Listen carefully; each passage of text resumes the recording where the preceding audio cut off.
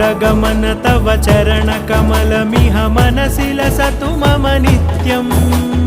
गरुडगमन तव चरणकमलमिह मनसि लसतु मम नित्यम् मनसि लसतु मम नित्यं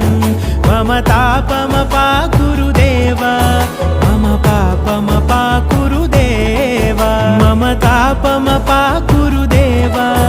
मम पापमपाकुरुदेव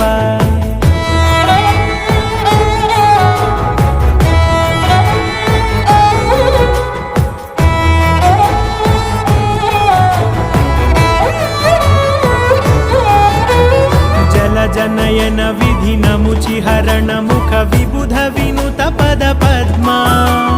जल जनयन विधि नमुचिहरण मुख विबुध विनुत पद पद्मा